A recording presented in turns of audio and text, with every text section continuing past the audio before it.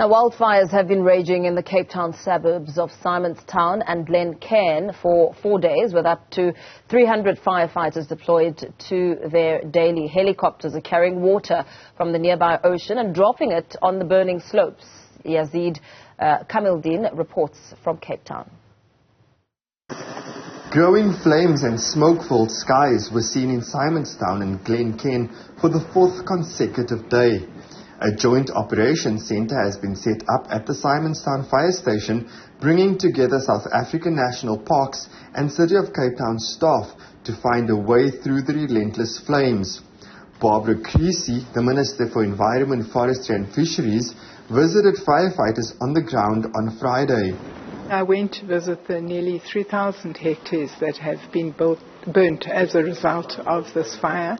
And of course we looked at areas where the teams are mopping up what we call hotspots. We also saw the areas where the fire is still active above misty cliffs.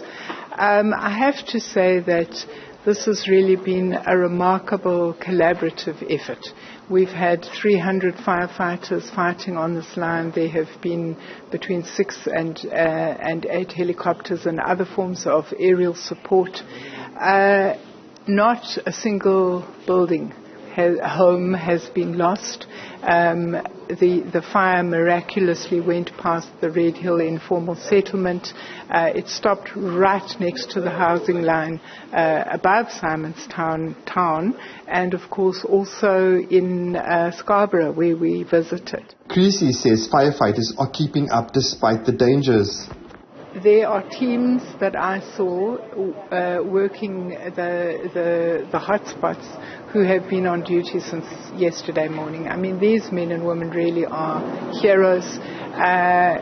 These fires are incredibly dangerous because you're dealing with fynbos that burns naturally. It's part of the natural process. Some of the fynbos is tall or taller than I am. There have been very, very high winds, and it's possible that the fire can start behind you as well as in front of you. Fortunately, we haven't had any casualties. We've had 2 firemen who were taken to hospital with smoke inhalation, but otherwise everybody has been safe. Creasy has a home in Simonstown and says she has also felt the anxiety of not knowing what could happen next. I do have a private home in Simonstown, and on Tuesday night when the fire came over the mountain, we took a decision to leave, and we weren't in any danger.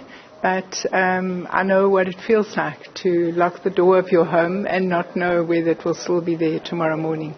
And I think that this is anxiety that many, many people have been experiencing at this time. Well, I think that obviously when the flames are coming, there is anxiety.